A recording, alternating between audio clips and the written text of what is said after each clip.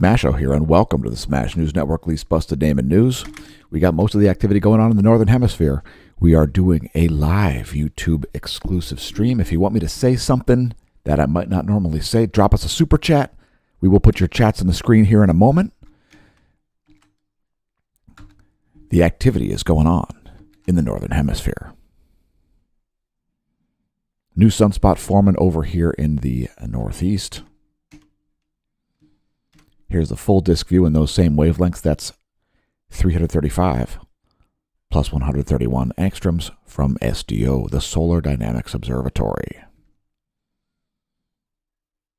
Interesting plasma reorientation happening over here also. You might see that right there. Some plasma splashing back down toward the chromosphere. As always, we've got some spectacular views here. Some umbral growth here around this northern sunspot. We've also got a triple umbra that we'll show you later in the video. Some migration happening of these umbrae and a possible new sunspot group forming. Well, there is a new sunspot here also, so quite a bit of stuff going on here in the realm of space weather. By the way, press like and subscribe if you enjoy the content. The YouTube algorithm does not seem to like the channel, but we're glad that you do, so thanks for tuning in. Press like, subscribe, share, etc. Check out our playlists if you haven't. Thanks to everybody for putting up with the pathetic and ridiculous censorship on big tech platforms low the past 5+ years. Again, we will put your chats on the screen here momentarily, so drop us a line and we will put it up. Check the links below the video. You'll find our Smasho merch shop there, our Redbubble shop. Items will be sorted in order of best selling. Today's featured product is being worn by me. There you go. Make Earth Not Suck Again. It is a message of personal responsibility where we encourage our viewers to act local and think global and make Earth not suck again. It's up to you, not heaving bureaucracies that are unable to get out of their own way, do their own job, or provide any valid advice. So it's up to each of you to do your part to make Earth not suck again. Perhaps some of those items are a little bit ironic, if you know what I mean. you know what I mean. Since certain words can't be said, since the video is a YouTube live exclusive. Mensa. It's up to you to make Earth not suck again. Follow us on Twitter. Otherwise, you will not see certain types of posts. Look at the pathetic followers on Twitter, 338 followers. We have 17,500 tweets, and we've got 338 followers. The hashtag system's broken. The entire platform is broken. It's not fixed. Neither is free speech. Next, you can find our links on the Twitter profile. One of the links that is pinned to the profile is the link to Hemp Lucid. So if you haven't tried the Delta 8 gummies, check them out. We're going to be doing some more product reviews here as we just ordered some more things. There they are in order of most popular. The water-soluble CBD tincture. The CBD Delta 8 gummies are quite potent, so perhaps check those out as the Black Friday sale continues. Shop via our link. Help us out that way. Or consider becoming a member of the Smash Team at smashomash.com/Smash Team. If you want to be an executive producer of the channel, since we're paid just this side of nothing to put the content on YouTube by YouTube, yeah, Google Junkware AdSense, it barely pays us a dime to make the videos. It's only the most detailed space weather and comprehensive imagery of the sun you'll find anywhere in the world. Click on posts from the Smash Team page to see our latest. We do send out email alerts. Also, there is a bronze level if you don't feel like or are unable to open your cobweb-encrusted wallet to send us a few bucks per month. Join at the gold or silver level to actually support the team and get some exclusive content there for those subscription levels. The best value is the paid-up annual subscription level. You will find the SureMed link there on the Smash Team page as well as on the homepage at smashomash.com. So check out my link at SureMed. Improve your health. We're getting more and more clients who are signing on to SureMed. It's a fantastic way to improve your health, the focus of the American Better Health Organization. Get doctors by phone, counselors by phone, virtual veterinarians, dental discounts, vision discounts, discounts on MRIs and CT scans, and lots more, just with a base membership. It's difficult to get me to seek out medical attention. If I'm not bleeding out, I generally refuse any medical attention or medical advice. So improve your health with a membership at SureMed, the American Better Health Organization. Links below the video, as well as on the homepage, and welcome to the Neo Renaissance. Help us out with links and clicks. Help us out with clicks and links. Clicks to the links. Links to the clicks are available on the homepage, smashomash.com. You'll find the Smasho merch link, the Smasho forum, which is free. You can read all about our mission at smashomash.com/forum/mission. And let's move on to cover volcanoes. I've seen a lot of earthquakes in the past 24 hours also. We'll get to that here momentarily. Thanks for leaving a comment, Mike. So Abiko is erupting, flight level 080. This is the volcano rundown. Unknown volcanic ash cloud at Subanose-jima. It appears to be indeed exploding. Mount Ibu exploding as well. Flight level 070 over Ibu. Popocatépetl exploding. Flight level 200 over Popocatépetl. Fuego in Guatemala exploding. Flight level 160. Sangay in Ecuador, 21,000-foot ash plume. Flight level 210. Revenador also exploding. Flight level 150. And Sabancaya. 22,000-foot ash plume over Sabancaya. Please do not pole vault the caldera. So it's been very seismically active here on planet Earth for the past about 5 days. The largest quake of the past 24 was a 6.2 off the coast of Biobío. Yeah, Biobío. Anyway, there's the location.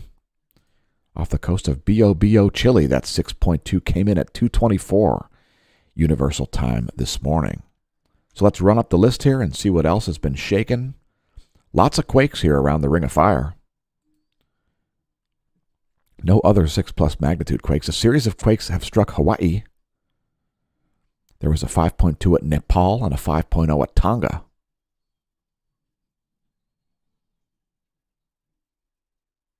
So some seismic unrest happening underneath the Hawaiian volcanoes. Also, Taiwan saw a 5.1. And Chile saw a foreshock there. We say it all the time on the channel that an earthquake could be a foreshock, folks. Let's hope that 6.2 isn't a foreshock. Tonga had a 5.0. Russia saw a 5.1 there. Actually looking like it's closer to Japan, but whatever. And let's move on to get back to space. And thanks for leaving comments, those of you who have. Good morning to each of you as well. So there's the last 24 hours of SDO imagery from the 171 angstroms wavelength, the house favorite. Again, all of the sunspots right now are in the northern hemisphere. And that group moving into a setting mode in the northwest, this group up here, is quite spectacular. The radio flux toying with 140 solar flux units, not able to make it there. It's still at 138 solar flux units. There's the 1-year chart. It's this black line.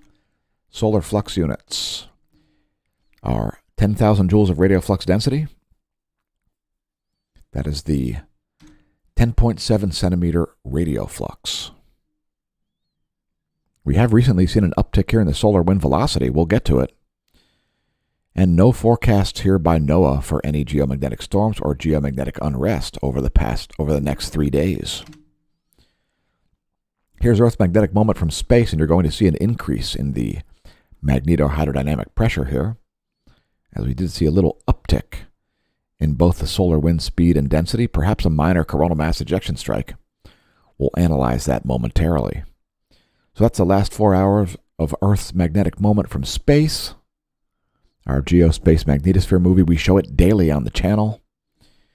If you haven't seen it before, well, we show it daily. Here's Earth's magnetic moment from the ground.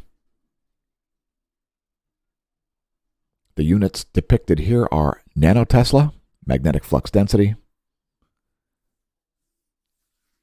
And things are still quite geomagnetically calm, despite the little uptick in the solar wind parameters. Keep in mind, those are measured at Lagrangian point 1, a million miles from Earth, well outside of Earth's magnetosphere.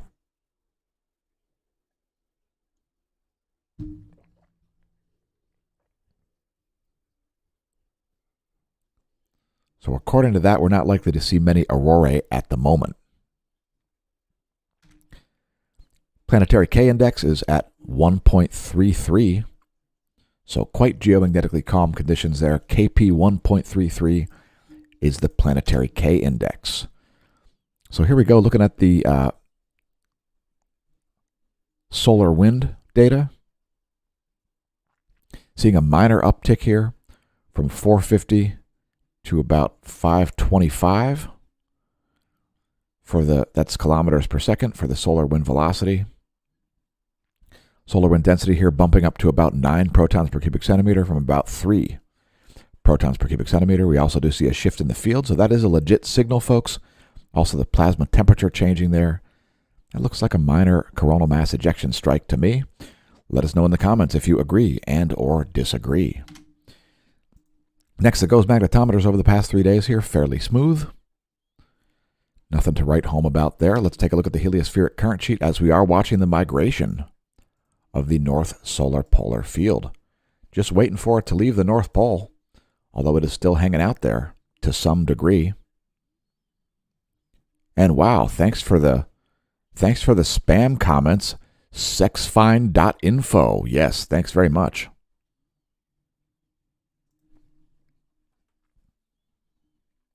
Wow, new private dating chat. Fantastic. Keep in mind, we are free speech purists on the channel, so nice spam comments there. Zexfine.info. Great. Brilliant. Just brilliant. Moving on to our line of sight field plot.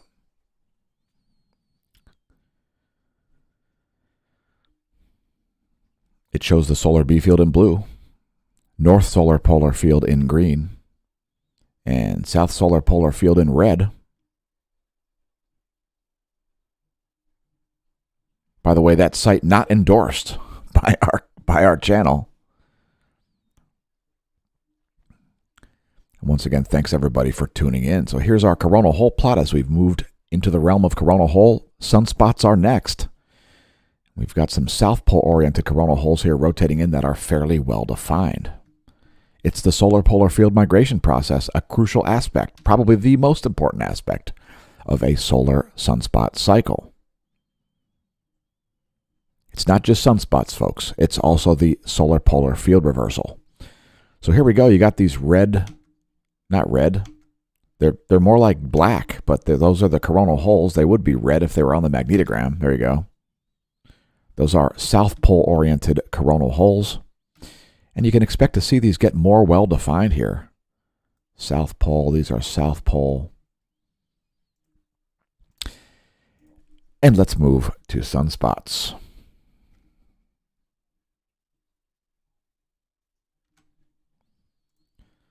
So we're going to have 2 more named sunspot groups here. This one here, that'll be a named sunspot group, or it should be.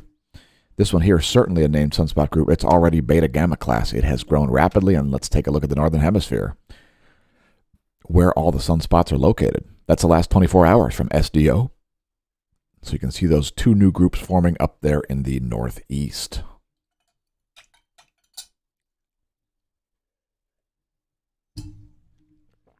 And let's take a close-up view of the formation of those new sunspot groups. There you go. And you'll see some umbral migration happening there. Some of those umbrae migrating toward the solar equator. Remember, folks, the sun orbits faster around the equator than it does at the poles. Or I should say it rotates faster at the equator than it does at the poles. This is actually a beta-class sunspot group as well. I can see that there are certainly 2 different umbrae there. I suspect they are opposite polarity. And let's take a look at this gargantuan group, which this sunspot here has turned into a triple, a rare triple umbra there.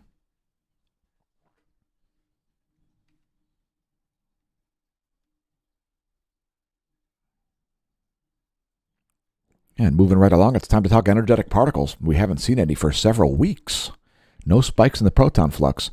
Keep in mind, as these sunspots approach the limb, the likelihood of them producing major flares, like an X-class flare, becomes very, very high.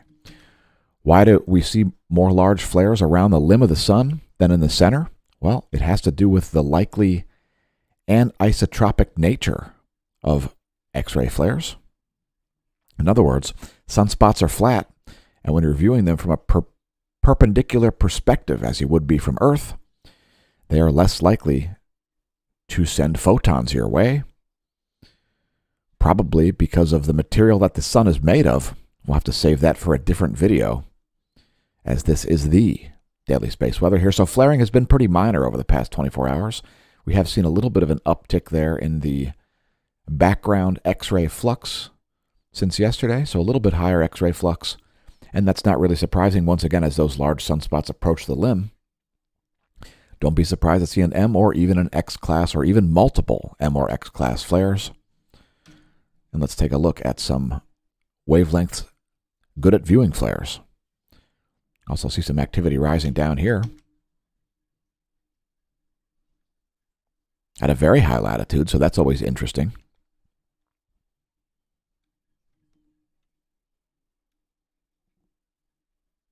Let's take a look at some close-ups here.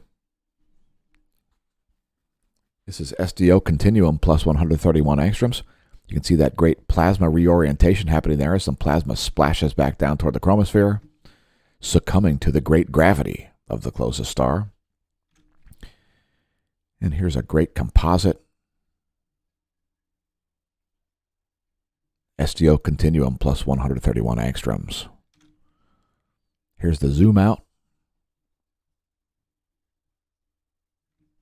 Good stuff. If you are up before dawn, you might notice Mars and the moon. Mars in the setting mode here over Lehigh Valley, Pennsylvania. And we've got Venus and Mercury very close to the sun. As the galactic plane is also setting from our perspective here in Lehigh Valley, PA. That blue line is the galactic plane. The yellow line is the ecliptic, the path the sun will take across the sky. And let's do a solar system forecast. Once again, thanks everybody for leaving comments. We will put those on the screen here momentarily. So here's your solar system forecast. Keep in mind this diagram is not to scale. There's where things will be in a week. We will have a crescent waning moon. Let's move on to some coronagraphs. Here are our coronagraphs. That is yesterday. Things pretty calm here. Expect to see coronal mass ejections. They're coming.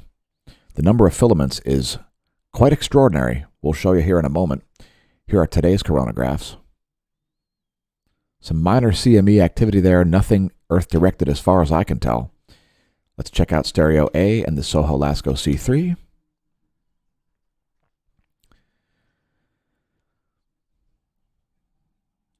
For you new viewers out there, Earth would be off in this direction from the perspective of stereo A. It would be behind you from the perspective of the Soho-Lasco C3. And we ain't got no Earth-directed coronal mass ejections at the moment. We ain't got none. We ain't got none. So here's the last 24 in multiple perspectives here. Soho-Lasco C2, NC3, and SDO 304 angstroms. Here's a zoom out. Great view there of Mercury making its way around.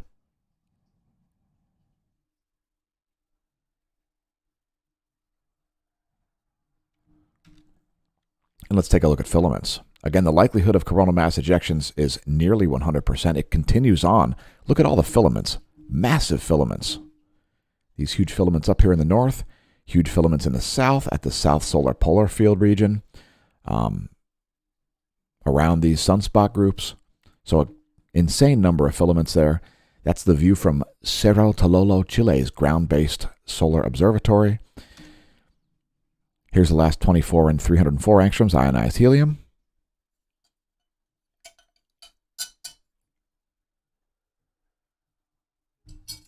And let's see what's been going on in the last couple of hours here. Here's the last approximately 2.5 hours from the GOES 16 SUVI. This is what we typically stream on the Twitch channel all day long at twitch.tv/smashomash. And let's put your comments on the screen.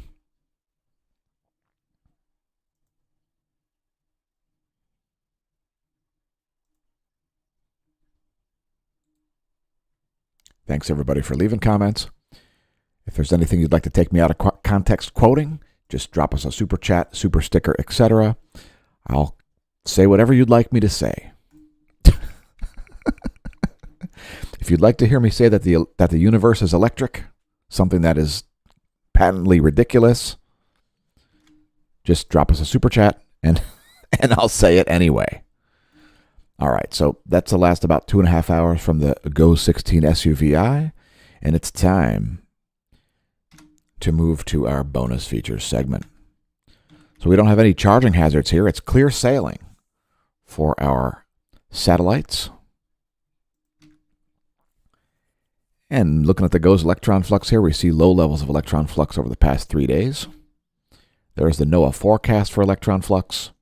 It came in a lot lower than the forecast this time. NOAA expecting a steady increase over the next 3 days. We'll see what happens. There's the 1-year chart to put it in context. And let's take a look at the F ionosphere layer, which, by the way, is where the GOES 16 and 17 measure the electron flux from their geosynchronous orbits.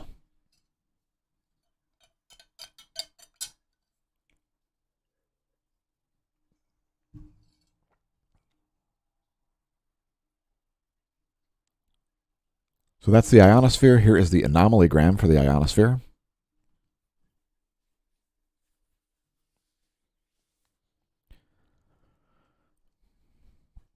We do see some anomalies there in the Pacific Ocean.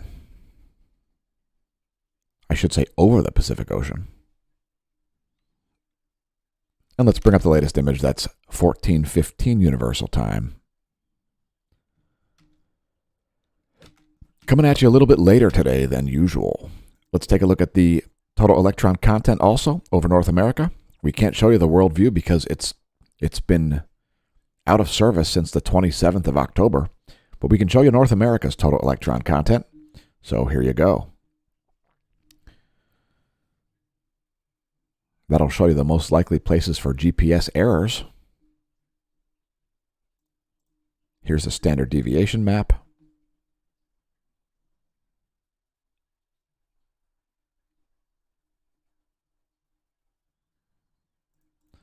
And there is the anomalygram.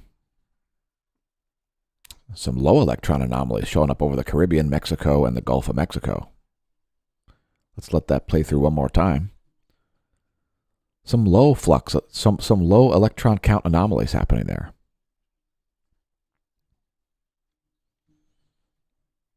Anyway, continuing on. Here's the latest intensitygram and latest colorized magnetogram. Let's take a look at this new possible group over here. I don't see any umbre there yet. Let's take a look at these two groups.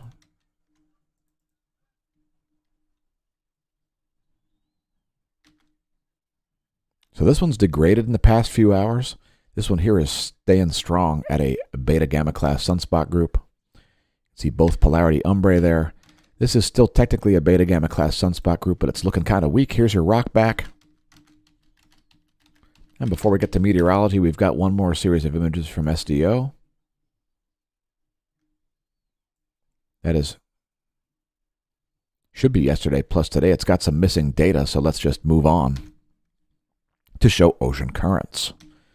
And let's put your chats on the screen here one more time.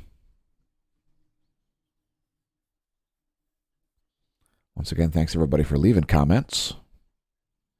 What we're showing you here is ocean currents and sea surface temperature anomaly. Now that's just ocean currents, actually.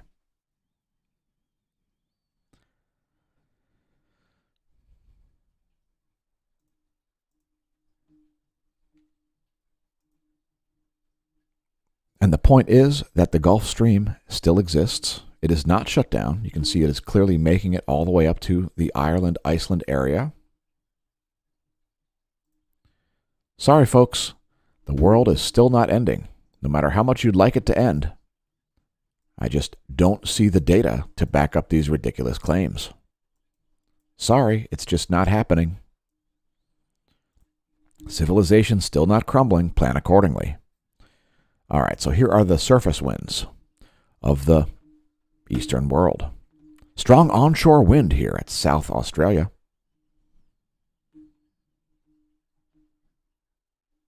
And here are the jet streams of this side of the planet.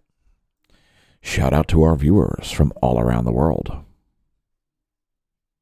Strong jet stream there over China. Okay, China. China. China. Side note on China, it's a paper tiger. It's barely able to hold itself together. It's held together by bubblegum and dental floss. And if you're frightened of China, you are believing a lot of nonsense. Those are the jet streams over the U.S. Here are the surface winds over the western world. A couple of strong lows here in the North Atlantic. Some anomalous-looking weather there happening. Odd places where there's calm winds right here and very strong winds just to the south and north. Pretty weird. Check it out. That is a strange series of wind patterns. Heavy winds there onshore at Greenland, which, by the way, is not melting. Here are the surface winds of the central world. And what about the jet streams? There you go. It's getting cold in Pennsylvania. I heard some stories of it getting extremely cold in Oklahoma yesterday. And this is the sun rising over the western world. That is the NASA GOES interactive weather satellite visible wavelengths. And if you believe the planet is anything besides croissant-shaped, please explain the seasons and the day-night cycles with a single theory. Yes, croissant Earth. The Earth is shaped like a croissant, folks. Face the facts. Next, our weather.gov map. Weather.gov to see your weather alerts. If your county is lit, click your county. We'll briefly scroll down here to show the key for those colors. Weather.gov. If your county's lit, click your county. So here's some forecasts. This is the temperature anomaly forecast. We've got mostly cold temperature anomalies. I assume they will not be reported by any mainstream news. But Florida's anomalously hot, so that'll probably show up in the news. There you go. Anomalously warm down there in Florida. So that CNN, dear CNN, make sure you cover this. Oh my God, it's going to be underwater in another 80,000 years. Next, looking at the pressure and precipitation forecast here, and there's some heavy weather forecasted there around the Gulf Coast. Check it out. The Texas and Louisiana Gulf Coast expected to get some extreme weather, especially Louisiana. New Orleans, you are in the crosshair for some extreme weather. Also, some snow coming to places like New Mexico, Oklahoma, portions of Texas, Arkansas, Missouri, Illinois, Indiana. That's your 72-hour GFS pressure and precipitation forecast. And let's move on. We don't want the video to be too long. Here's the current state of affairs. There's some wet snow falling in Pennsylvania, West Virginia, even in North Carolina, in Ohio, around Lake Erie, and portions of Michigan. That is your precipitation type. And let's move on here. Here is your NASA GOES lightning mapper. And it looks like we don't have any terrestrial strikes in the U.S., but let's check anyway. No lightning striking right now in the U.S., but quite a bit in the Atlantic Ocean, also some over the Mediterranean. Next time you hear thunder, check it out, lightningmaps.org. It could save your bacon or help you convince the natives that you're Zeus.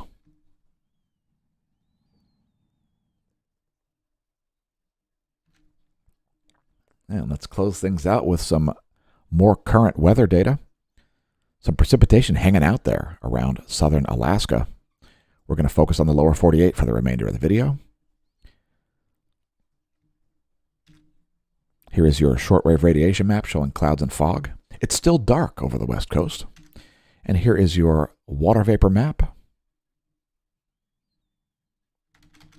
Here's your recap to close things out. We'll put your chats back up on the screen here one more time. Anything else you'd like to say, drop us a line now because this thing is about to close out.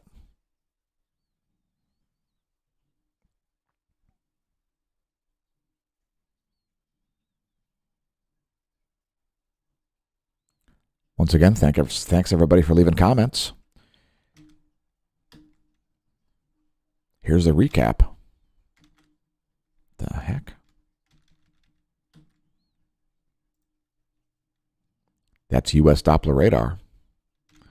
Here's shortwave radiation showing clouds and fog.